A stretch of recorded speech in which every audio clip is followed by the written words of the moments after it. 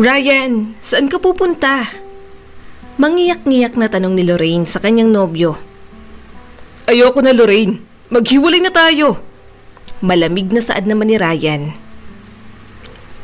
Anong maghiwalay? Hindi. Huwag mo akong iwan, Ryan. Pagmamakaawa naman ni Lorraine, ngunit hindi nagpatinag si Ryan, na para bang wala itong narinig na kahit ano. Sa ayaw at sa gusto mo, maghihiwalay tayo.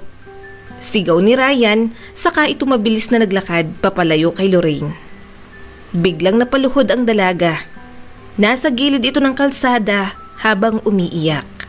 Hindi niya alam kung ano ang dapat niyang maramdaman, lalo na't hindi pa siya dinadatnan ng kanyang buwanang dalaw. Ryan, tanging pag-iyak na lang ang kanyang nagawa. Hindi na nahanap ng kanyang mga mata ang kanyang dating nobyo. Hindi alam ni Lorraine kung ano ang gagawin niya dahil tanging si Ryan lang ang karamay niya sa lahat ng bagay. Pero ngayon, iniwan na siya nito para siyang mababaliw. Walang araw na hindi siya umiiyak dahil na rin sa pangungulila niya kay Ryan. Isang araw, mabilis na nagpunta si Lorraine sa tulay dahil balak niyang tapusin ang kanyang buhay. Para sa kanya, wala nang saysay ang kanyang buhay kung hindi naman niya kasama si Ryan. Bata pa lamang ay wala na siyang kinagis ng mga magulang. Lumaki siya sa lansangan at pagala-gala. Sa murang edad ay namulat na siya sa hirap ng buhay. Ginawa niya ang lahat para makakain at matugunan ang kanyang mga pangangailangan. Nagbago lang ito nang makilala niya si Ryan at doon sumibol ang kanilang pagmamahalan. Ilang sandali pa, tumayo na si Lorraine malapit sa tulay. Naghahanda na itong tumalon, ngunit bigla siyang nakaramdam na parang maduduwal. Pumanaog ito at biglang nagsuka. Naramdaman ni Lorraine na parang bumabaliktad ang kanyang sikmura. At doon na siya nakaramdam ng kaba. Lumipas ang ilang buwan, napapansin ni Lorraine na parang lumalaki na ang kanyang tiyan. Mahirap man tanggapin, ay nakita niya ang kanyang sarili na katulad siya ng mga kababaihan na nakikita niya sa kanilang lugar. Lorraine! Buntis ka! Sigaw ng kanyang kasama na nakatira din sa kalsada. Hindi ha! Pagsisinungaling niya rito. Alam na alam ko kung buntis ang babae o hindi. Sagot naman ito. Biglang umalis si Lorraine dahil gulong-gulo na ang kanyang isipan. Akala lang niya noon na tumaba lang siya. Ngunit minsan, pakiramdam niya talaga ay mayroon ng laman ang kanyang sinapupunan. Maliliit ang mga hakbang ni Lorraine, ngunit mabibigat ang kanyang paghinga habang humihikbi. Sa edad na 18 ay aksidente siyang nabuntis ng kanyang nobyo. Ngunit ang akala niya na paninindigan siya nito ay purong kasinungalingan lamang pala. At sa halip, tinakasan siya nito at hindi na muling nagpakita pa sa kanya. At dahil isang ulilang lubos, wala siyang ibang matatakbuhan. Kahit kamag-anak ay wala rin siyang kakilala. Batang lansangan si Lorraine. Nasaksihan niya rin noong nasawi ang kanyang mga magulang nang minsang magrayot doon ang mga pulis. Anak, hintay ka lang ha. May makikita rin tayong matutuluyan. Bulong niya sa sarili habang hinihimas ang kanyang tiyan. 6 na buwan na siyang nagdadalang tao, kaya naman labis na ang pagod na kanyang nararamdaman sa tuwing kumikilos. Anak, pasensya ka na kung nangyayari to sa atin. Iniwan na tayo ng papa mo. Tayong dalawa na lang ang natira. Nalulungkot ako dahil lalaki kang walang tatay. Nahihirapan din ako at alam kong nahihirapan ka din. Pasensya ka na anak ko. Napahinto siya sa paglalakad nang may nakita siyang barong-barong. Dahan-dahan siyang nagtungo doon upang tingnan kung may nakatira na ba. Nang makita niya na wala ni isang gamit, ay doon na niya napagpasyahang pumasok. Hindi na iwasang mapabuntong hininga ni Lorraine dahil malayo-layo na rin ang kanyang nilakad. Paiba-iba kasi ang lugar na kanyang tinutulugan. Minsan sa gilid ng kalsada o minsan naman sa makitid na eskinita. Dahil walang permanenteng tirahan, kung saan pwede o kung saan dalawin ng antok, doon na lamang siya maglalatag ng karton at matutulog. Minsan, pinagtatabuyan sila ng may-ari ng establishmento Kaya napipilitan siyang matulog sa kung saan-saan. Buti na lang anak, may nakita na tayong matitirhan. Kaya lang, paano tayo mabubuhay sa araw-araw kung wala naman tayong pera? Naiiyak niyang tanong sa sarili. Hindi akalain ni Lorraine na ganito ang mangyayari sa kanya. Minsan na rin siyang pinangakuan ng dati niyang nobyo na si Ryan na gagawin daw siyang reyna nito kapag magsasama na sila. Ngunit napako lang ang lahat ng pangakong iyon. Walang ibang paraan si Lorraine para makakuha ng pera kung hindi siya maghahanap buhay mag-isa. Kaya naman, napagpasyahan niyang mga lakal para may maibili ng pagkain at para na rin sa pangangailangan ng kanyang anak na nasa kanyang sinapupunan. Habang naglalakad para mga lakal ay hindi rin nawawala ang pangungutya ng mga tao sa kanya. Tingnan mo nga yung babaeng yan, ang bata-bata pa pero buntis na. Tapos iniwan pa ng nobyo. Ano ba yan? Saad ng isang ales sa may tindahan na nakakakilala sa kanya. Ayan kasi, bumuka ka kahit hindi pa lubos na kilala yung lalaki. Ang alam ko wala yung mga magulang napakamalas na bata. Dagdag naman ng isa pang tsismosa. Nang marinig ni Lorraine yon ay hindi niya maiwasang mapatingin ng masama sa mga ito. Kung wala po kayong sasabihin na maganda, wag niyo na pong ituloy. Wala naman po kayong ginawa kung hindi ang magchismis. Patutsada niya sa mga ito bago umalis. May narinig pa siyang masasakit na mga salita sa mga grupo ng mga kababaihan sa may tindahan. Pero hindi niya nalang iyon pinansin. Ngunit sa kabilang banda, hindi niya man aminin pero nasasaktan pa rin siya sa mga sinasabi ng mga ito. Gayunpaman, mas pinili niyang ituloy ang pangangalakal. Kailangan niyang kumita ng pera. Sa loob ng maghapon, kailangan siyang makapagbenta ng malaki-laki. Kailangan niyang kumita ng malaking halaga sa loob ng maghapon para may maibili ng pagkain at kahit kaunting prutas para naman kahit papaano maging masustansya ang batang nasa kanyang sinapupunan. Hindi nagtagal, mas lalo lang lumalaki ang tiyan ni Lorraine hanggang sa nakaramdam na nga siya ng sakit sa kanyang katawan. Isang araw, pumutok na ang panubigan ni Lorraine. Saka ito umire ng napakalakas.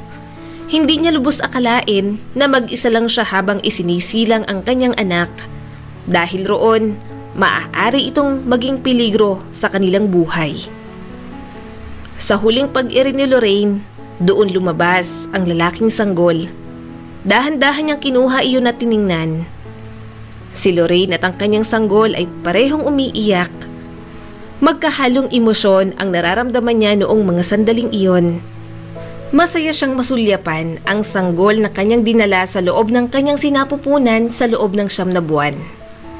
Ngunit kumupas rin ang kanyang tuwa dahil matagal na niyang pinag-isipan na ipapamigay niya ito sa iba. Sorry anak, mahal na mahal ka ni nanay.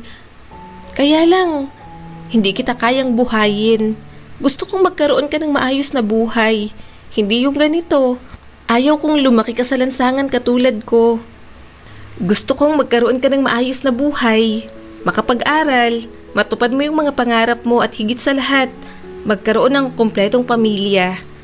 Mga bagay na hindi ko kayang ibigay. Kinagabihan, habang naglalakad si Lorraine karga-karga ang kanyang anak na nakabalot sa puting lampin ay may nakita siyang malaking bahay. Mabilis siyang nagtungo roon sa gate, sa kanya inilapag ang sanggol sa gilid. Sana'y patawarin mo ako sa ginawa ko sa iyo anak. Saad ni Lorraine pagkatapos niyang halikan ang kanyang anak sa noo. Nag-doorbell siya at dali-daling iniwan ang kanyang anak habang umiiyak. Nagtago si Lorraine sa isang sulok hanggang sa biglang bumukas ang gate. Lumabas ang isang babae at isang lalaki na gulat na gulat. Agad nitong kinuha ang sanggol. Naku Nick, tingnan mo, may sanggol. Saad ng babae habang tinitingnan ang anak ni Lorraine. Palingalinga rin ang mga ito at nagbabaka sakaling makita kung sino man ang nag-iwan ng sanggol sa kanilang tahanan. Ngunit walang nahagilap ang kanilang mga mata. Bakit naman iniwan dito ang kawawang sanggol na yan? Tanong naman ng lalaki habang nakatingin sa kanyang asawa na karga-karga ang sanggol. Hindi ko alam Nick, pero Masaya ako dahil may anghel na dumating sa atin. Sagot naman ng babae. Sabay na pumasok ang mag-asawang sina Ruby at Nick sa loob ng kanilang malaking bahay. Bakas ang tuwa sa mukha ng mag-asawa habang tinitingnan ng sanggol. Si Lorraine naman na nasa malayo ay hindi maiwasang mapaiyak, lalo na't hindi niya naman intensyon na gawin iyon sa kanyang anak. Ngunit wala naman siyang ibang naiisip kung hindi ang ipamigay ito, dahil na rin hindi niya ito kayang buhayin ng mag-isa. Walang-wala siya sa buhay. Nagdasal na lamang siya na sana mabuti ang mga taong kumupkup sa kanyang anak. Ang hindi alam ni Lorraine, bukod sa malaking bahay na pagmamay-ari ng mag-asawang Ruby at Nick Galiago, nagmamay-ari din ang mga ito ng malalaking negosyo at isa sa pinakamayaman sa kanilang lugar. Ngunit kahit mayaman at sagana sila sa pamumuhay, ay tila malungkot pa rin ang buhay ng mag-asawa dahil hindi sila nabibiyayaan ng anak. Kaya ganoon na lamang ang kanilang tuwa nang makita nila ang sanggol dahil para itong isang anghel na ibinigay ng Diyos sa kanila. Mahal, nagpapasalamat talaga ako sa Diyos. Binigyan niya tayo ng isang biyaya na hindi natin inaasahan. Wika ni Ruby habang pinapatulog ang bata. Ako rin, Ruby. Sa wakas, may anak na rin tayo. Pinapangako ko na ituturing ko siyang totoong anak natin, kahit hindi siya nanggaling sa sarili nating dugo at laman. Saad naman ni Nick. Pinapangako ko rin na aalagaan ko ng mabuti si Rafael. Rafael ba ang gusto mong ipangalan sa kanya? Tanong ni Nick sa asawa, saka naman tumango si Ruby. Ngumiti sila sa isa't isa at sabay na hinalikan si Rafael. Pinapangako ko rin na ibibigay natin lahat ng pangangailangan niya, lalong-lalo na ang pagmamahal na nararapat lang para sa kanya. Wika pa ni Ruby. Mabilis na lumipas ang mga taon at hindi nga nagtagal, naging isang ganap na binata na si Rafael. Pinalaki siya ng kanyang mga magulang na mabait at magalang sa kapwa. Lahat ng kanyang pangangailangan, gaya ng pinangako ni Ruby at Nick noon, ay tinupad naman nila. Lahat ng pagmamahal, atensyon, pag-aaruga at kalinga ay ibinigay ng mag-asawa sa kaisa-isa nilang anak. Nang sumapit na ang 18 taong gulang ni Rafael, ay nakaramdam siya na parang hindi buo ang kanyang pagkatao. Nararamdaman niya na parang mayroong kulang sa kanya. Noon pa man ay marami na siyang naririnig na usap-usapan tungkol sa hindi raw siya tunay na anak ng itinuturing niyang mga magulang. Hindi naman siya naniniwala dahil kahit minsan hindi niya naramdaman na iba siya sa mga ito. Laging ipinaparamdam ng kanyang mga magulang na mahal siya ng mga ito. Wala itong pagkukulang sa kanya. Kaya naman, bakit niya iisipin na hindi siya anak ng mga ito? Subalit isang araw, naisip niyang derechahan ng tanungin ng kanyang mga magulang, nang sa gayon ay maliwanagan na rin ang kanyang isip para matapos na ang lahat ng haka-haka. Ma, pa, anak niyo po ba talaga ako? Natatawang tanong ni Rafael sa kanyang mga magulang na para bang nagbibiro lang. Ngunit biglang napahinto at kinabahan si Ruby. Nagdadalawang isip ito kung ano ang magiging reaksyon ni Rafael kung sakaling sasabihin nila ang totoo rito. Ma, pa, hindi ako magagalit. Gusto ko lang malaman ang totoo. Kasi po, napapansin ko na parang hindi rin po tayo magkakamukha. Matagal ko na po itong iniisip at parang laging may tanong sa isipan ko. Hindi ko alam pero parang may hindi tama. Paliwanag ni Rafael sa kanyang mga magulang. Ilang sandali pa ay nagsimula ng umiyak si Ruby dahil guilty ito sa hindi pagsasabi ng totoo sa kanyang anak. Akala niya kasi noon mas mabuting wag na lang sabihin para hindi na ito masaktan. Ngunit alam niyang walang sekreto ang hindi nabubunyag. Anak, Rafael, totoo ang sinabi mo. Nag-aalalang sambit ni Ruby. Pero hindi namin inisip ni Nick na hindi ka galing sa dugo at laman namin. Napasulyap ang ginang sa kanyang asawa, saka naman tumango si Nick sa kanya. Hindi man ako ang nagbuntis at nagsilang sa'yo pero mahal na mahal ka namin ng papa mo. Ayaw lang naming masaktan ka. Saad pa ni Ruby habang umiiyak. Rafael, pagpasensyahan mo na kami. Hindi namin intensyon na itago sa iyo ang totoo.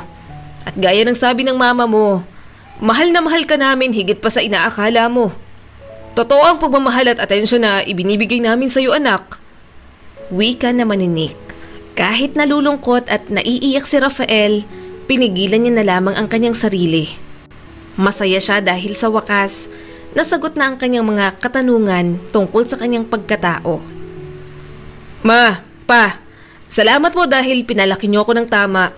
Nagpapasalamat po ako sa inyo dahil minahal niyo rin ako na parang totoo niyong anak. Salamat rin po dahil kinupkup niyo ako na walang pag-aalinlangan. Masayang-masaya po ako dahil kayo po ang mga magulang ko. Nakangiting sabi pa ni Rafael. Gusto ko lang pong malaman kung kilala niyo po ba kung sino ang totoo kong mga magulang? Tanong niya ulit pero umiling lang ang mga ito. Nakita ka lang namin sa labas ng gate, anak. Nung may nag-doorbell, lumabas kami. At dun, nakita ka namin. Nagpalingalinga pa nga kami nun. Tiningnan namin kung nandun pa ba yung magulang mo pero bigo kaming makita sila. Sa kabila nun, naging masaya kami ni Ruby dahil sa wakas, nagkaroon na kami ng anak. Para sa amin, isang anghel ka na ibinigay ng Diyos sa amin. Nung dumating ka, nagbago ang lahat. Sagot naman ni Nick habang inaalala ang mga nakaraan. Mas lalo pang napangiti si Rafael dahil hindi niya lubos maisip na nagbigay siya ng tuwa at kasiyahan sa mag-asawa. Masaya siya dahil napunta siya sa pamilyang mahal na mahal siya. Lumapit si Rafael sa kanyang mga magulang na noon ay umiiyak pa rin. Niyakap niya ng mahigpit si Ruby bago ito hinalikan sa noo. Napatawa na lang silang tatlo. Masaya si Ruby dahil hindi nakaramdam ng galit at puot ang kanyang anak. Hindi gaya ng sinasabi ng ibang tao na magre-rebelde daw ito kapag nalaman na isa palang ampon. Mahal na mahal ko po kayo, mama at papa. Saad naman ni Rafael. Mahal na mahal ka rin namin, anak. Matapos ng pangyayaring iyon, masaya silang kumain ng hapunan. Mula noon ay mas gumanda pa ang naging relasyon ni Rafael sa kanyang kinagisnang ama't ina. Mahal niya ng sobra sina Ruby at Nick dahil ni minsan hindi siya sinaktan o pinagmalupitan nito. Nang tumuntong sa kolehiyo si Rafael, kumuha siya ng kursong business management. Rafael, okay lang sa amin kahit hindi tungkol sa negosyo ang kunin mong kurso. Kunin mo yung gusto mong pag-aralan, anak, kung ano ang pangarap mo. Saad ni Ruby nang minsan silang mag-usap ni Rafael. Ma, business management rin naman ang gusto ko. Malay mo, magtayo ako ng negosyo tapos hihigitan ko pa kayo ni Papa. Natatawang sabi pa ni Rafael. Hay, kahit minsan talaga pakiramdam ko nagbibiro ka lang eh. Patotsyada ni Ruby. Huwag na kayong mag-alala, ma, pangako. Gusto ko talaga ang kursong kukunin ko. At mag-aaral talaga ako ng mabuti. Paninigurado pa ng binata. Niyakap na lang siya ni Ruby dahil masaya ito sa naging desisyon ng kanyang anak. Sa totoo lang, si Rafael naman talaga ang tagapagmana ng kanilang mga negosyo. Pero natutuwa pa rin sila na gusto nitong magtayo ng sarili niya. Naging mabilis ang takbo ng mga taon hanggang sa dumating ang araw ng graduation ni Rafael. Hindi niya lubos maisip na ang lahat ng pagod at pagsusunog ng kilay noong nag-aaral pa siya ay nagbunga na. May degree na ito. Galiago Rafael, summa cum laude. Napatayo sina Nick at Ruby habang pumapalakpak dahil proud na proud ito sa kanilang anak. Nakapinta ang mga ngiti sa kanilang mga mukha habang tinititigan si Rafael na sinusuotan ng medalya. Maya-maya pa ay nag-deliver na ito ng speech sa lahat ng mga taong dumalo sa kanilang graduation. Gusto ko ring pasalamatan ng Diyos dahil hindi ito mangyayari sa akin kung wala siya. For guiding me and for showering His wisdom all throughout this college journey. Gusto ko ring pasalamatan ng aking mga magulang na sina Mr. and Mrs. Ruby at Nick Galiago. Ma, Pa, this is for you. Mahal na mahal ko po kayo. May ibinahagi pa si Rafael at ipinagpatuloy pa nito ang kanyang hinandang speech hanggang sa natapos. Lahat ng mga tao sa gymnasium ay nagsitayuan at nagbalakpakan nang matapos ang speech ni Rafael. May mga sumisipol at sumisigaw rin ng mga kabarkada niya. Pagkatapos ng kanilang graduation, isang mainit at mahigpit na yakap ang ibinigay ni Rafael sa kanyang mga magulang. Masayang masaya ito dahil sa wakas, kahit papaano, masusuklian niya ang lahat ng pagmamahal ng itinuturing niyang ama't ina. Paano ba yan, ma? Pa, magtatayo ako ng negosyo tapos makikipagkompetensya na ako sa inyo. Pagbibiro pa ni Rafael. Sus, kahit kailan, pilyo ka talaga anak. Natatawa ring sabi ni Ruby. Congratulations anak, masayang-masaya kami ng mama mo para sa'yo. Thank you so much papa, para po ito sa inyo, sa pinaka mamahal kong mga magulang. Kinuha ni Rafael ang kanyang mga medalya saka iyon isinuot sa leeg ni Nick at Ruby. Tumawa pa ito dahil parang mabigat daw iyon sa leeg nila. Ma, pa, salamat po sa lahat-lahat. Hindi mangyayari ito kung hindi dahil sa inyo. After graduation ay napagpasyahan nilang kumain sa labas upang i-celebrate ang tagumpay ni Rafael. Masaya si Rafael dahil unti-unti niya nang natutupad ang kanyang mga pangarap. Sa kabila ng karangyaan ng buhay at negosyo na mayroon ng kanyang kinikilalang mga magulang, hindi niya hinahangad na mapasa kanyang mga iyon. Nais niyang magtayo ng sarili niyang negosyo, yung masasabi niyang sa kanya talaga. Gusto niyang ipakita sa kanyang mga magulang na lahat ng pagsisikap at sakripisyo nito para sa kanya ay nagbunga na. Isang araw, habang kumakain ng hapunan, may magandang balita na inanunsyo si Ruby. Rafael, anak, may sasabihin pala kami ng papa mo. Huminto si Rafael sa pagkain dahil gusto niyang marinig ng maigi ang bawat sasabihin ng kanyang ina. Nakaramdam siya ng kaba, ngunit binaliwala niya rin ito pagkatapos. Ano po yun? Tanong niya rito. Dahil nasa tamang edad ka na para magnegosyo, ipagkakatiwala namin sa iyo ang isa sa mga negosyo natin. Ikaw ang pumili kung ano. Gusto naming marinig mismo mula sa iyo. Po? Seryoso po ba kayo? Hindi makapaniwalang tanong ni Rafael. Oo anak, alam namin ng mama mo na kaya mo nang mamalakad ng negosyo. Magagamit lahat ng mga pinag-aralan mo sa business management. Uwi ka naman ni Nick saka uminom ng tubig. O baka naman po, takot lang kayong magtayo ako ng negosyo tapos mahigitan ko pa kayo. Natatawang sabi pa ni Rafael. Tumawa naman ang kanyang mga magulang dahil Tumawa naman si Ruby at Nick dahil sa biro ng kanilang anak. Hay nako, Rafael, ikaw talaga. Hindi makapaniwalang sabi ni Ruby. Pero, seryoso nga po. Pwedeng sa R&N restaurant na lang po ako? Nahihiyang tanong ni Rafael sa mga ito. Sigurado ka ba? Final na yan? Tanong naman ni Nick, saka tumango ang binata bilang sagot. Marami pang napag-usapan ng pamilya ni Rafael habang kumakain ng mga ito. Masaya nilang pinagsaluhan ang kanilang hapunan, nagpapalitan pa sila ng mga ngiti sa kanilang mga mukha at gumuguhit ang saya sa tuwa sa mga puso ng bawat isa. Nang mga sumunod na araw, nagpunta si Ruby at Nick kasama si Rafael sa kanilang restaurant at doon ipinakilala sa kanilang mga empleyado ang bago nilang boss. Masaya naman siyang winelcome ng mga nagtatrabaho doon at malugod siyang binati bilang bagong boss. Masaya ang mga ito dahil matagal na rin nilang kilala ang anak ni Ruby at Nick. Alam nilang mabait si Rafael. Tuwing sinasama siya noon sa restaurant ng kanyang mga magulang kapag bumibisita sa nasabing resto ay nakikipag-usap siya sa mga tao roon. Minsan ay tumutulong pa nga ito.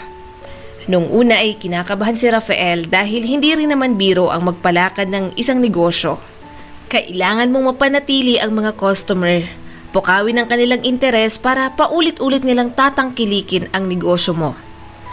At dahil sikat na rin naman ang R&N restaurant ay mas pinasikat pa ito ni Rafael nang maglabas sila ng bagong menu at bagong pakulo. Hindi rin naging biro at madali ang ginawa niya dahil marami siyang kinukonsulta bago gumawa ng hakbang. Hindi rin naging biro at madali ang ginagawa ng binata dahil marami siyang kinukonsulta Hindi rin lang naman ito dahil sa pagkain na ihahanda ng kanilang restaurant kung hindi na rin sa pamamalakad nito. Kung di kalidad rin ba ang mga gulay, karne at prutas na ginagamit at iba pa. Pati na rin ang pakikitungo ng bawat empleyado sa mga customer. Isang araw, si Rafael pa ang mismong nagpunta sa kanilang supplier upang tingnan ang kalidad ng kanilang mga gulay. Pinalitan kasi ni Rafael ang kanilang supplier at sa halip ay dumiretso ito sa mga magsasaka na kakilala ng kanyang kaibigan. Isa sa rason kung bakit niya pinalitan ay dahil gusto niya ring tulungan ang mga ito. Sir Rafael, nandito ulit kayo? Nag-abala pa kayo ang init po. Saad ni Mang Karding. Okay lang po Mang Karding, kamusta naman po ang mga pananim na gulay? Tanong ng binata. Mabuti naman ho, maraming salamat po sa tulong na binigay ninyo. Kung di kayo dumating, baka bilhin lang ng mura ang mga pananim namin. Tapos, ititinda nila ulit ng may tripling patong. Kawawa rin naman po kami. Napatango si Rafael dahil naiintindihan niya ang nararamdaman ni Mang Karding. Maraming salamat din po Mang Karding dahil magaganda ang mga kalidad ng mga produkto ninyo. Nakipag-usap pa si Rafael sa ibang mga magsasaka. Tiningnan lang niya ang mga tanim nila at masaya itong nakamasid. Matapos ang ilang minuto ay nagpaalam na rin si Rafael dahil babalik na rin siya sa kanilang restaurant. Nagpasalamat ulit siya sa mga magsasaka bago umalis. Nang dumating siya sa restaurant ay nagulat siya dahil nandoon ang kanyang mga magulang. Anak, saan ka ba nanggaling? Nag-aalalang tanong ni Ruby sa kanya. Ma, pumunta lang ako kina Mang Karding. Sagot naman ng binata. Diyos ko naman, hindi mo naman kailangang magpunta roon. Ma, gusto ko lang silang kumustahin at siguraduhin na puro di kalidad ang mga produkto natin. Tsaka, masaya rin akong nakakausap sila. Tsaka alam ko naman na gusto nila kapag pumupunta ako doon. Pagmamayabang pa ni Rafael. Sus, ikaw talaga anak. Kumusta naman ang negosyo? Maayos naman po. Wala naman pong nagiging problema. Ginagawa ko naman po ang lahat para masatisfy ang mga customers natin. Gusto ko ring magbalik-balik sila dito dahil sa sarap ng ating mga pagkain. Paniniguradong tugon ni Rafael. Siya nga pala, may business convention ngayong Sabado anak. Ikaw munang dumalo, may lakad kasi kami ng mama mo. Alam rin namin na handa ka nang makipagsabayan sa mga ibang negosyante. Pagbibigay impormasyon ni Nick. Talaga po? Sigurado po ba kayo? Baka mapahiya ko lang po kayo. Nagdadalawang isip na sabi pa ng binata. Anak, hindi kami mapapahiya. Alam naming magaling ka. Alam kong magiging proud kami sa'yo. Wika naman ni Ruby. Sige po, hindi ko po kayo bibiguin. Pagsang-ayon naman ito. Kinabukasan, nagpaalam na sina Ruby at Nick sa kanilang anak dahil mayroon pa daw silang aasikasuhin. Niyakap at hinalikan naman ni Rafael ang kanyang mga magulang at sinabihan na mag-ingat ito sa kanilang biyahe. Text nyo na lang po ako kapag nakarating na po kayo ha. Saad ni Rafael habang papaalis ang sasakyan ng mga ito. Pagkatapos ay kumaway siya sa mga ito hanggang mawala na sa kanyang paningin. Bigla namang napabuntong hininga si Rafael. Kailangan ko pa palang maghanda ng susuotin ko mamayang gabi. Bulong niya sa sarili. Matapos noon, pumasok na siya sa loob ng bahay at napagpasyahan na magpahinga na muna. Nang sumapit na ang gabi, nag-ayos na si Rafael at nagbihis. Pagkatapos ay nagtungo na ito sa isang 5-star hotel dahil doon gaganapin ang business convention na kanyang dadaluhan. Nakikita na ni Rafael ang mga kagaya niya ring mga negosyante na suot ang kani-kanilang mamahaling tuxedo. Subalit, habang papasok siya sa loob ng hotel ay may nabunggo siyang isang babae na nasa edad 40 na. I'm sorry po. Mabilis na pagbabigay pa umanhin ni Rafael sa babae. Tiningnan niya ito at sinisigurado kung maayos lang bang lahat. May angkin itong kagandahan kahit may edad na ito. At kung titingnan ang kabuuan ng babae, isa itong mayaman. Nang magtama ang kanilang mga mata ay napatitig lang ito sa kanya na para bang sinusuri ang buo niyang mukha. Hindi alam ng binata kung nabigla ba ito o galit ba sa kanya. Ang hindi alam ni Rafael, ang babae na nabangga niya ay walang iba kundi si Lorraine. Nang mga sandaling iyon, bakas ang gulat sa mukha ni Lorraine. Alam niya at hindi siya maaaring magkamali. Iyon ang kanyang anak. Bigla siyang nakaramdam ng lukso ng dugo. Hindi maipagkakaila na kamukhang-kamukha ni Rafael ang kanyang ama, maliban sa mata nito. Pareho ang kulay ng mga mata nila na kulay hazelnut. Okay lang, nasaktan ka ba? Nag-aalalang tanong ni Lorraine habang nakatitig pa rin sa binata na nasa kanyang harapan. Nang tingnan ni Lorraine si Rafael sa mata ay biglang bumalik ang kanyang mga alaala noon. Matapos niyang iwan si Rafael sa bahay ng mga Galiago ay nagtrabaho siya sa malayo at doon niya nakilala ang isang foreigner na nabighani sa kanya. At dahil mabait naman si Greg, nahulog din ang loob ni Lorraine dito. Nagpakasal sila at nagsama pero hindi sila nabiyayaan ng anak. Dahil sa atake sa puso, sa kasamaang palad, pumanaw na si Greg. Ngunit ang hindi alam ni Lorraine noong mga panahong yon, sa kanya pala ipinamana ni Greg ang lahat ng mga ari-arian nito, pati na ang negosyo sa Pilipinas at sa Amerika. Noong una ay hindi iyon naging madali para kay Lorraine, ngunit dahil na rin sa tulong ng kanyang mga bagong kaibigan, gumaan at nakaya niya ang lahat. Doon na pagtanto ni Lorraine na mayroon na siyang sapat na pera. Bigla niyang naisip na babalikan niya ang kanyang anak kung saan niya man ito iniwan noon. Okay lang ako, I'm sorry ulit. Ngumiti si Rafael sa kanya at nagpaalam na mauuna na ito. Maiwan ko na po kayo. Mag-ingat po kayo. Hindi naman nakasagot si Lorraine at sa halip ay tanging pagtitig na lang ang nagawa niya habang naluluha ang mga mata. Hindi niya lubos maisip na ang laki-laki ng Pilipinas pero nakita niya nang hindi inaasahan ng anak niya ang kaisa-isa niyang anak. Agad rin na nagpunta si Lorraine sa VIP hall para sa business convention. Nang makapasok ito sa loob ng hall ay nakita niya si Rafael doon.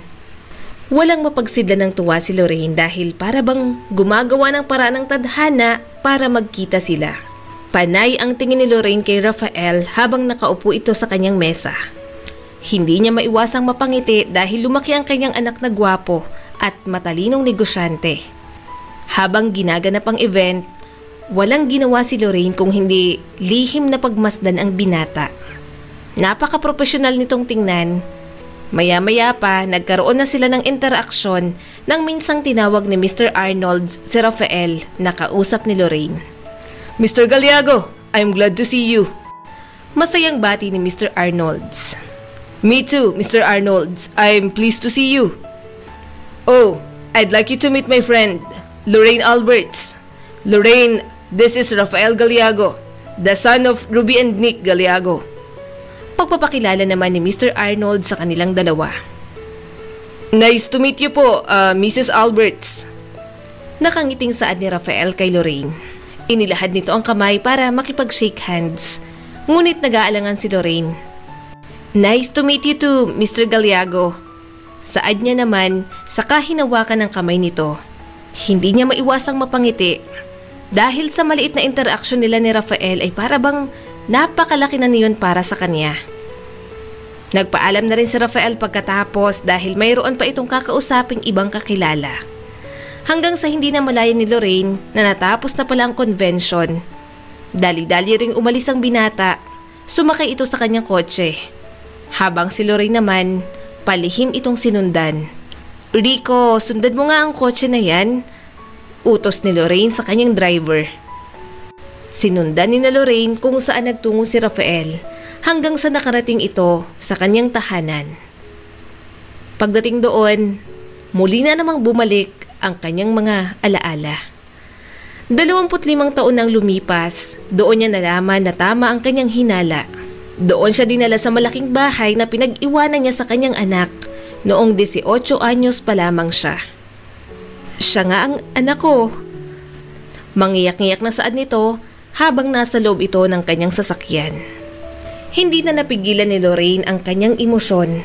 Tuluyan na siyang napahagulhol dahil sa wakas nakita niya na ulit ang kanyang anak.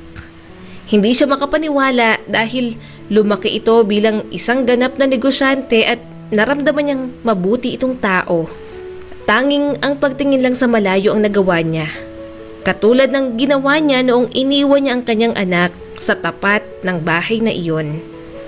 Ilang sandali pa ay napahinto sa pag-iyak si Lorraine nang may sasakyan na biglang dumating. Lula noon ang mag-asawang sina Ruby at Nick. "Anak!" Masayang bungad ni Ruby kay Rafael. "Ma! Pa! Akala ko mamaya pa kayo uuwi."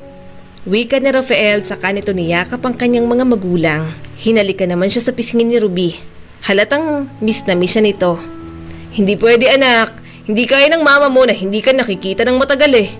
Natatawang biro naman ni Nick. "Oo nga, gusto ko palaging nakikitang pinakapogi kong anak." Pagsang-ayon naman ni Ruby.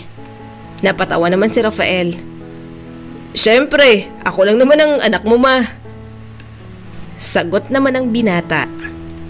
Maluhaluhang pinagmasdan ni Lorraine ang masayang pamilya ni Rafael. Naging mabigat ang nararamdaman niya dahil sa saya at inggit. Masaya siya dahil napunta ang kanyang anak sa mababait na tao, at inggit dahil siya sana ang nasa posisyon ni Ruby na maging isang ina sa kanyang anak. "Halika, pumasok na tayo." Saad ni Nick saka sila sabay-sabay na pumasok sa loob ng kanilang tahanan. Nakatingin pa rin si Lorraine sa kanila hanggang sa nawala ng mga ito sa kanyang paningin. Hindi niya maiwasang malungkot dahil sa nasaksihan niya kanina. Pero hindi niya masisi ang sarili. Sadyang walang-wala lang siya noon, dahilan para iwan niya ang kanyang anak. Kung hindi niya ginawa yon, hindi mararanasan ng anak niya ang kaginhawahan sa buhay. Baka hindi pa ito nakapag-aral kung kasama niya ito sa lansangan. "Umuwi na tayo, Rico," utos ni Lorraine habang pinupunasan ang kanyang mga luha. Walang ibang nagawa si Lorraine kung hindi ang umiyak lang hanggang sa marating ang kanilang tahanan. Nang pumasok siya sa banyo at naglublob sa bathtub ay nagpatuloy pa rin siya sa pag-iyak. Parang bumalik ang lahat ng pakiramdam niya noong iniwan niya ang sarili niyang anak noon. Kinuha ni Lorraine ang kanyang cellphone at saka isinearch ang pangalan ni Rafael sa social media. Doon niya nalaman na isa pala itong student leader noon at aktibo sa lahat ng mga aktibidad sa paaralan. Mahilig rin sa mga kotse si Rafael at mahal na mahal niya ang mga magsasaka. Ngunit ang mas nagpahanga sa kanya ay nung nakita niya ang litrato ni Rafael sa graduation nito.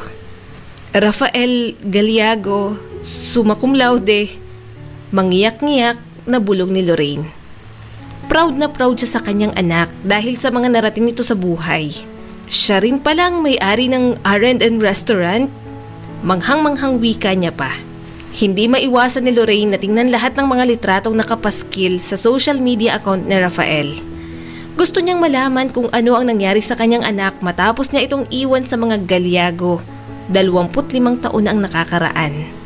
"Masaya ako para sa iyo, anak." Naluluhang saad niya habang isa-isang tinitingnan ang mga larawan nito. Si Rafael sa kabilang banda ay patuloy pa rin sa pag-aalaga at pamamalakad ng kanyang negosyo. At mas lalo pa itong sumisikat at patuloy na binabalik-balikan ng mga tao. Isang araw, habang nagmamaneho si Rafael ay bigla siyang napahinto nang may nakita siyang nakatirik na sasakyan sa gilid ng kalsada. "Si Mrs. Alberts yun ah! Mrs. Alberts!" Sambit ng binata, saka ito kumaway kay Lorraine. Hininto at pinarada niya ang kanyang sasakyan sa gilid ng kalsada at mabilis na bumaba mula roon. "Ano pong nangyari? Okay lang po ba kayo?" Nag-aalalang tanong ni Rafael. Rafael, ikaw pala. Ano kasi, biglang tumirik ang sasakyan ko." Sagot naman ni Lorraine. "Hindi niyo po ba kasama yung driver ninyo?" "Day off kasi na Rico ngayon at saka gusto ko ring mag-drive mag-isa." Nakangiting sabi naman ni Lorraine. Hindi na nag-aksaya pa ng oras si Rafael. Tiningnan nito kaagad ang unahang bahagi ng sasakyan kung nasaan makikita ang makina. Habang si Lorraine naman ay hindi makapaniwala na nakita niya ulit ang kanyang anak. Minsan na rin silang nag-usap noong business convention, ngunit saglit lang iyon. Pero ngayon, mas malapit na ito sa kanya kaya mas napagmamasdan niyang mabuti ang itsura nito. "Swerte po kayo at ako ang nakakita sa inyo. May tools po ba kayong dala dyan?" Tanong ni Rafael, ngunit umiling naman si Lorraine.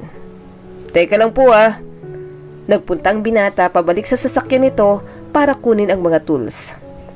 Titingnan ko po kung anong magagawa ko dito.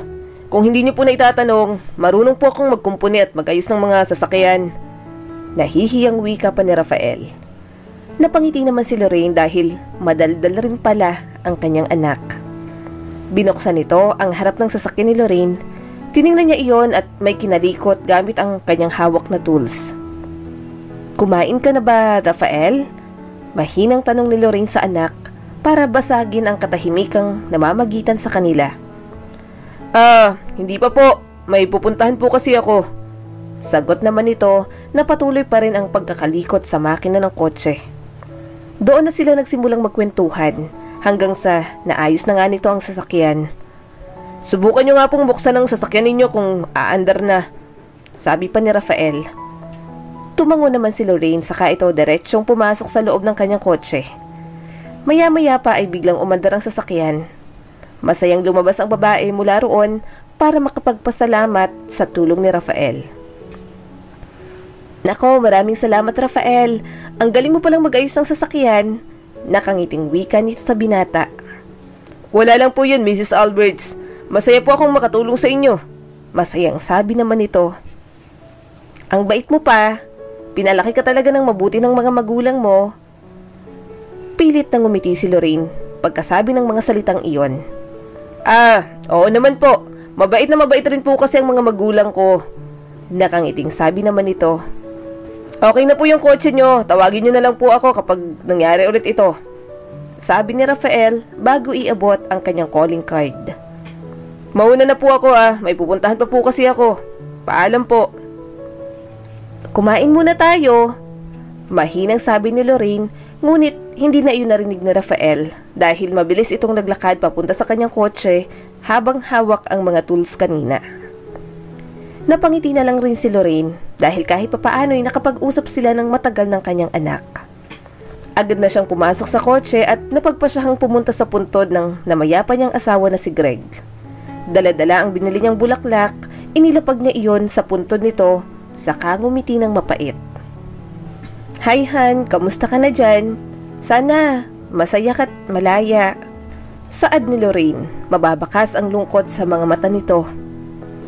Maraming taon na rin ang nakakaraan mula nung namatay si Greg at hindi maitatanggi ni Lorraine na mimiss niya rin ang dating asawa.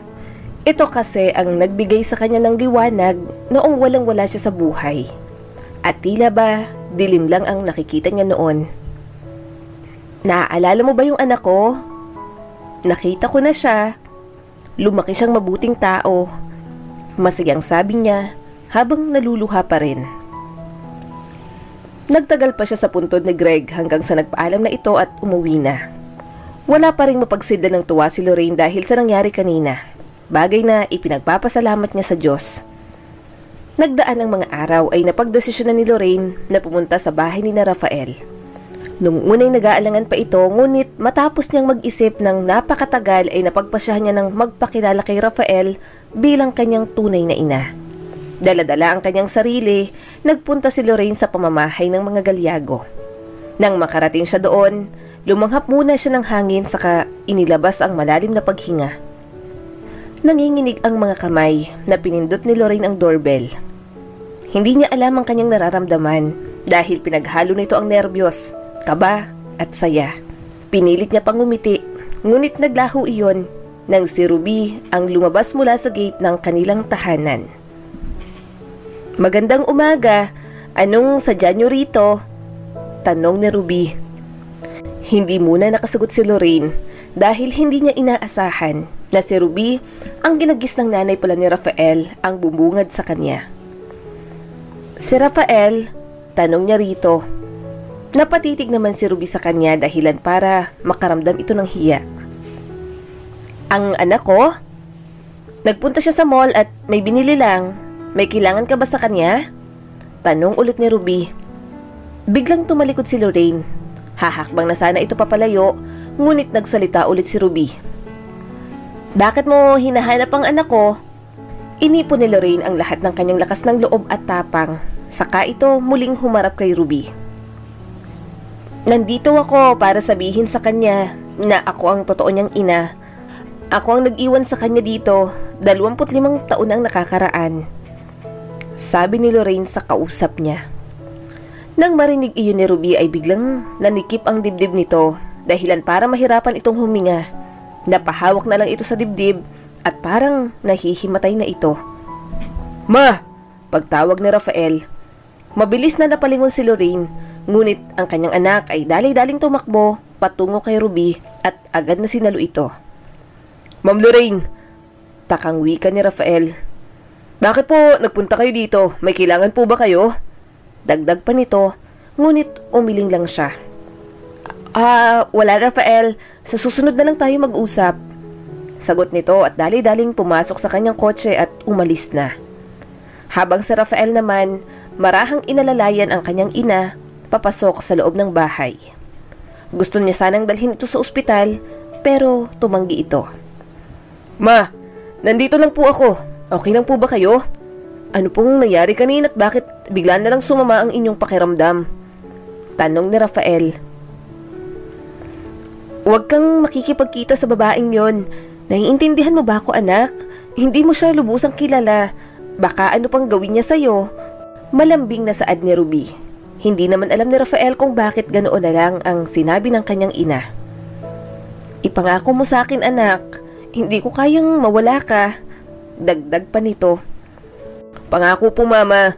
Hindi po ako mawawala sa inyo." Paninigurado nito sa kanyang ina. Habang nagmamaneho si Lorraine pa uwi ay bakas ang lungkot sa mukha nito. Biglang sumagi sa kanyang isipan na labis ang pagmamahal ni Rafael sa kinikilala nitong mga magulang. Kitang-kita niya sa reaksyon ng binata kung gaano ito nag-aalala para kay Ruby. Nang makauwi si Lorraine, kinuha niya ang calling card na ibinigay ni Rafael sa kanya. Sa kanya iyon tinawagan. "Hello, Rafael? Si Lorraine to." Pagpapakilala niya sa sarili. "Mrs. Alberts, pasensya na po. Huwag niyo na po muna akong tawagan. Pakiusap. May ipinangako po ako sa nanay ko at ayaw ko pong mapako iyon. Sana maintindihan niyo ako." Saad ni Rafael sa kabilang linya, saka pinatay ang tawag. Biglang napahagulhol si Lorraine nang marinig ang mga salitang iyon mula kay Rafael. Hindi niya lubos maisip na ito pala ang mangyayari kapag sinabi niya ang katotohanan. Ngunit sa kabila noon, wala siyang balak sumuko. Pumupunta pa rin siya sa bahay ni Ruby, ngunit hindi siya nito pinapansin. Hanggang bigla na lang itong nakatanggap ng mensahe mula kay Rafael. "Si Ruby to, kung ayaw mong kasuhan ka namin ng pamilya ko, itigil mo ng ginagawa mo." Biglang nanlumo si Lorraine habang nakatingin sa bahay ng mga ito. Wala na siyang magawa kung hindi ang umuwi na lamang.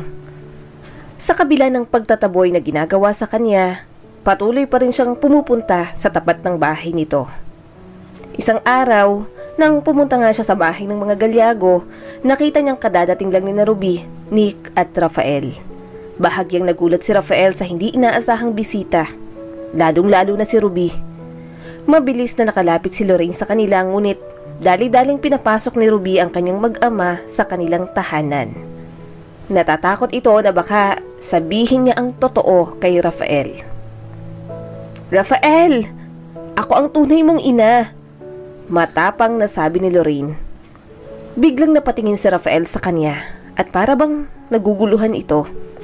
Hindi mawari ni Lorraine kung ano ang nararamdaman niya dahil sa wakas ay nasabi niya na ang totoo na matagal niya nang itinatago mula noong nakilala niya si Rafael.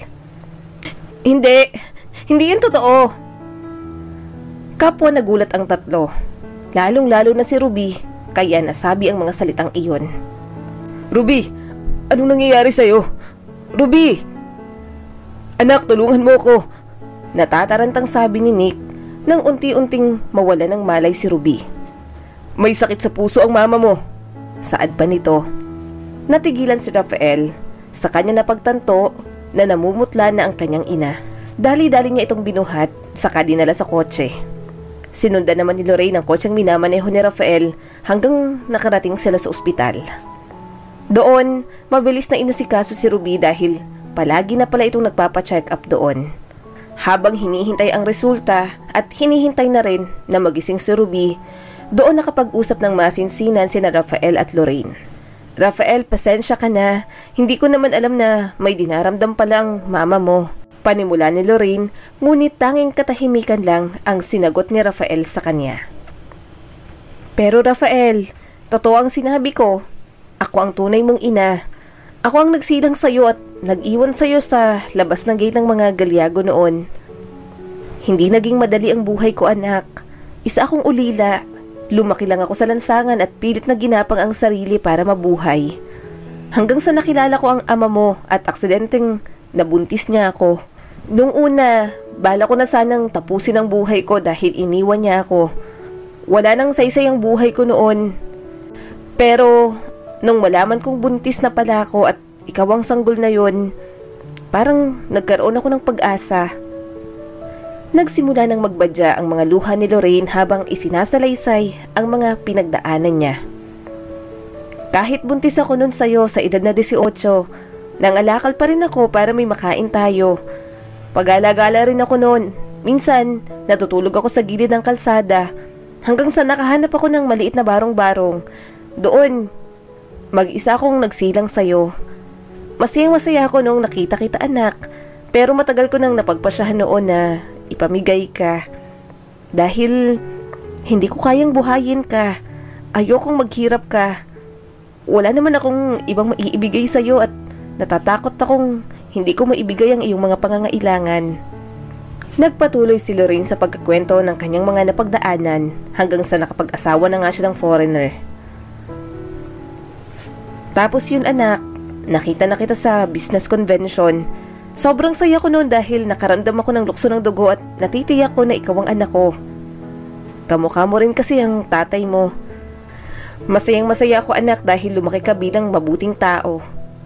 Nakinig lang si Rafael habang nagkikwento si Lorraine, ngunit may parte sa kanya na hindi pa rin naniniwala. Bakit kung umayos na pala ang buhay nito, bakit ngayon lang siya binalikan at hinanap? Mrs. Alberts, sambit ni Rafael, kaya naman napahinto ito sa pagsasalita. Huwag na po kayong magpakita sa akin o kahit na sino sa pamilya ko. Nakikiusap po ako sa inyo. Natatakot po ako na mawala ang nanay kong si Mama Ruby, gaya ng nangyari kanina. Alam ko pong nawalan kayo ng anak, pero pakiusap, hindi po ako yon. Wika ni Rafael, saka ito umalis papalayo sa kanya. Pero hindi alam ni Lorraine kung ano ang kanyang mararamdaman. Para siyang binuhusan ng malamig na tubig sa kanyang buong katawan dahil ganoon na lang ang sinabi ni Rafael sa kanya. Mahal na mahal talaga niya ang pamilya niya. Mangyak-ngyak na saad nito. Patuloy sa pagtulo ang mga luha niya habang papaalis sa ospital na iyon. Sa kabilang banda naman, nakatitig si Rafael sa hawak niyang hibla ng buhok na kinuha niya mula kay Lorraine. Gusto niyang makasigurado na totoo ang sinasabi nito, na ito nga ang totoo niyang ina. Makaraan ng ilang araw, napagpasyahan ni Lorraine, nahayaan na lamang si Rafael sa mga kinikilala nitong magulang. Ayaw niya nang guluhin pa ito. Siguro hanggang dito na lang ako, naluluhang saad ni Lorraine sa kawalan. Nasabi ko na kay Rafael ang totoo sa kanya at sapat na yon. Ayoko nang ipagsiksikan ng sarili ko sa anak ko dahil mahal na mahal niya ang mga taong kumupkup sa kanya. Napagdesisyon na lamang nitong pumunta na sa Amerika para doon na lang manirahan at ipagkatiwala na lamang ang mga negosyong naiwan ni Greg sa Pilipinas sa kanyang matalik na kaibigan. Sa huling pagkakataon, nagpunta muna si Lorraine sa bahay ng mga galyago upang magpaalam sa kanyang anak at mangakong hindi niya na ito guguluhin pa. Nang makarating siya sa bahay ng mga ito, nag-iwan siya ng isang sulat. Paalam, anak ko. Subalit nagulat na lamang si Lorraine nang biglang dumating si Rafael. Mrs. Alberts, pagtawag ni Rafael sa babae. Hindi matingnan ni Lorraine ng diretso ang kanyang anak dahil nahihiya siya rito. Siya ang rason kung bakit nasa masamang kondisyon si Ruby ngayon. Ang dahilan kung bakit ito nahimatay at nalagay sa peligro ang buhay. Rafael, sambit niya rito at pilit na ngumiti. Ngunit hindi maiwasang tumulo ang kanyang mga luha. Huwag kang mag-alala, hindi ko na kayo guguluhin. Gusto ko lang magpaalam sa'yo.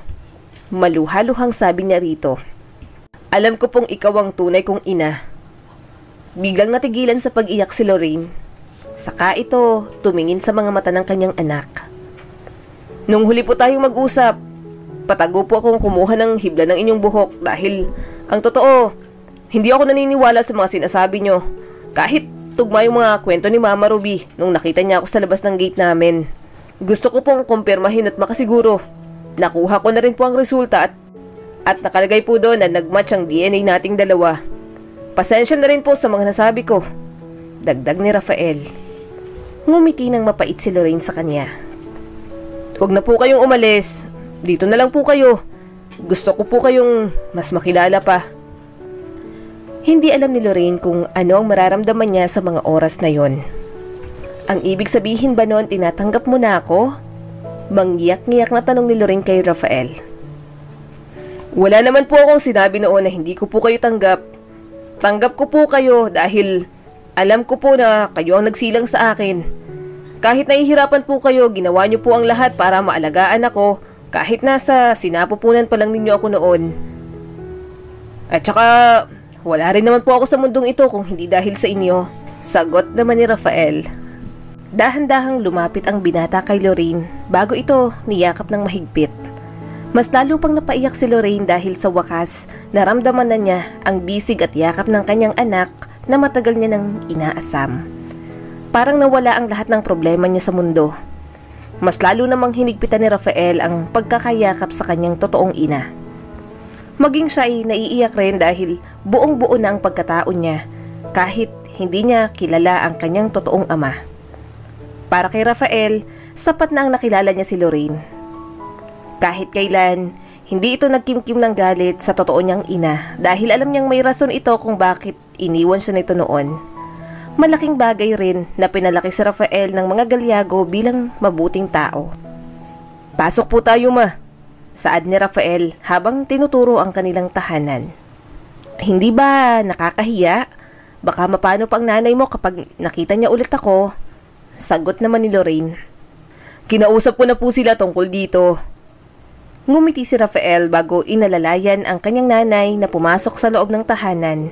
Nawala na rin sa isip ni Lorraine ang flight nito dahil pinalitan ng magandang regalo ang balak sana nitong pag-alis. Ma, pa, tawag ni Rafael sa kanyang kinagisnang magulang. Lumabas naman si Nick habang tinutulak ang wheelchair kung saan nakaupo si Ruby.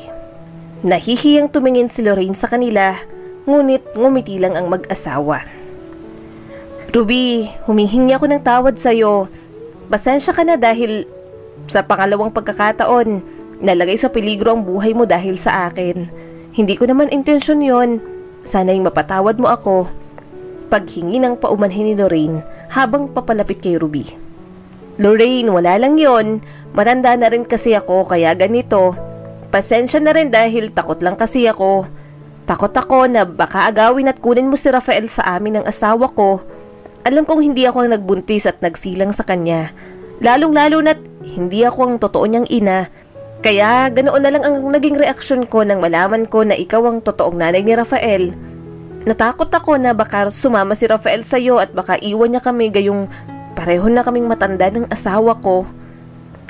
Naluluhang sabi ni Ruby habang nakaharap kay Lorraine. Ma, hindi po totoo yun. Hindi ko gagawin yun sa inyo. Pagtutol naman ni Rafael. Ni minsan po hindi sumagi sa isip ko kahit isang beses. Labis ko po kayong mahal at pinahahalagahan. Kayong dalawa po ni Papa kaya hindi mangyayari ang kinatatakutan nyo. Nangako po ako sa inyo na hindi ko kayo iiwan, di ba? Wika ni Rafael, saka naman tumango si Ruby sa kanya. Ruby, Nick, gusto kong sabihin sa inyo na maraming salamat sa lahat ng pag-aaruga nyo kay Rafael. Alam kong hindi ko mapapantayan ang lahat ng ginawa niyo sa anak ko simula nung sanggol pa lamang siya. Saad ni Lorraine habang nakatingin sa kanyang anak. Nagpapasalamat ako sa inyo dahil hindi niyo pinabayaan ang anak ko at sa halip ay kinupkup niyo siya at itinuring na tunay na anak. Buong buhay akong magpapasalamat sa inyo hanggang sa huling paghinga ko. Tatanawin kong malaking utang na loob. Maraming salamat dahil pinunan nyo ang mga pangangailangan ni Rafael. Hindi lang ang mga material na bagay, kundi sa pagmamahal, pagkalinga, pag-aruga at pagbibigay ng atensyon na nararapat sa kanya. Hindi maiwasan ni na Ruby at Nick na maiyak dahil masayang-masaya sila sa mga salitang naririnig mula kay Lorraine. Utang ko ang pagpapalaki niyo sa anak ko. Pareho kayong may mabuti at gininto ang puso. Sambit niya pa, saka ngumiti kina Ruby at Nick. Kumain muna po tayo. Marami po akong niluto. Masayang saad ni Rafael. Kaagad na nagpunta sila sa hapagkainan at pinagsaluhan ang mga nilutong pagkain ng lalaki. Masayang-masaya sila at tanging ang kanilang mga pagtawa ang umaalingaw-ngaw sa kanilang hapag. Ang galing mo rin palang magluto, anak. Sambit ni Lorraine nang tikman ang menudong luto ni Rafael. Ngumiti lang ang binata sa kanya bilang sagot at nagpatuloy na ulit ito sa pagkain. Masayang pinagmasdan ni Rafael ang kanyang dalawang nanay na sina Ruby at Lorraine at pati na rin ang kanyang tatay na si Nick na masayang nag-uusap-usap. Walang pagsidlan ang kanyang saya dahil ramdam na ramdam niya na sa wakas, buo na ang kanyang pagkatao. Mula noon, masayang namuhay si Rafael kasama ang kanyang mga magulang na sina Ruby at Nick. Pati na rin si Lorraine na patuloy pa rin bumibisita sa kanila nang sa gayon, lalo pa niyang makilala. Patuloy ring nagtagumpay ang kani-kanilang mga negosyo. Napagtanto ni Rafael na kahit ano pa man ang nangyari noon, tatanggapin pa rin niya ng buong puso ang nanay niya na minsan ang nang-iwan sa kanya dahil wala namang mahalaga kay Rafael kung hindi ang kasalukuyan. Maraming salamat sa patuloy na panonood sa aking munting channel. Kung nagustuhan mo ang videong ito ay huwag mong kalimutang mag-like and subscribe at pakipindot mo na rin ang notification bell para updated ka sa mga susunod nating video.